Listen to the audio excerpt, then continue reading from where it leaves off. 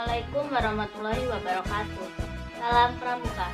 Izin memperkenalkan diri, perkenalkan nama saya Bella Putrita dengan NPM 2123023052 dari program studi pendidikan kimia kelas 1B. Di sini saya akan menjelaskan undang-undang tentang gerakan pramuka dari pasal 9 sampai pasal 16.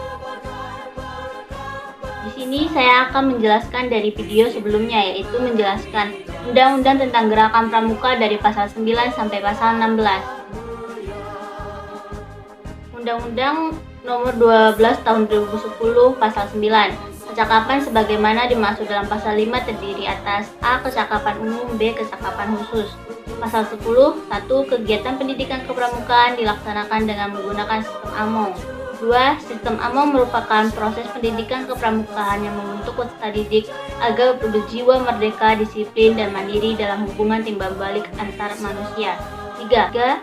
Sistem AMONG sebagaimana dimaksud pada ayat 1 dan ayat 2 dilaksanakan dengan menerapkan prinsip kepemimpinan. A. Di depan menjadi teladan, B. Di tengah membangun kemauan, dan C. Di belakang mendorong dan memberikan motivasi kemandirian. Bagian kedua, jalur dan jenjang. Pasal 11, pendidikan kepramukaan dalam sistem pendidikan nasional termasuk dalam jalur pendidikan non-formal yang diperkaya dengan pendidikan nilai-nilai gerakan pramuka dalam membentuk kepribadian yang berakhlak mulia, berjiwa patriotik, taat hukum, disiplin, dan menjunjung tinggi nilai-nilai luhur bangsa dan memiliki kecakapan hidup. Pasal 12, jenjang pendidikan kepramukaan terdiri atas jenjang pendidikan A. Siaga, B. Penggalang, C. Penegak, D. Pandega. Bagian ketiga, peserta didik, tenaga pendidik, dan kurikulum. Pasal 13. 1. Setiap warga negara Indonesia yang berusia 7 sampai dengan 25 tahun berhak ikut serta sebagai peserta didik dan pendidikan kepramukaan.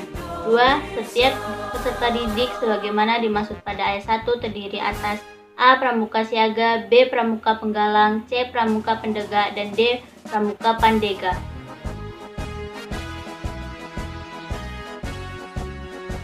3. Peserta didik sebagaimana dimaksud pada ayat 1 dalam pendidikan kepramukaan disebut sebagai anggota muda. Pasal 14. 1. Tenaga pendidik dalam pendidikan kepramukaan terdiri atas pembina, pelatih, pamong, dan instruktur.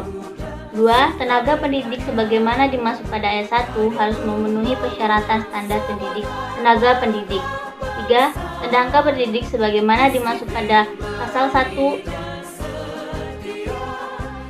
3. Tenaga pendidik sebagaimana dimaksud pada ayat 1 dalam pendidikan kepramukaan disebut sebagai anggota dewasa.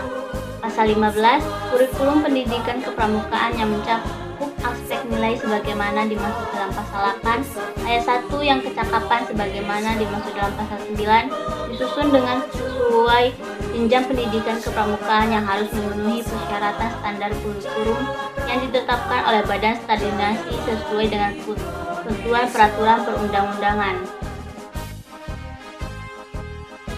Bagian keempat, Satuan Pendidikan Kepramukaan. Pasal 16, Satuan Pendidikan Kepramukaan terdiri atas A. Gugus depan, dan B. Gugus pendidikan dan pelatihan. Sekian penjelasan dari saya, semoga bermanfaat. Wassalamualaikum warahmatullahi wabarakatuh.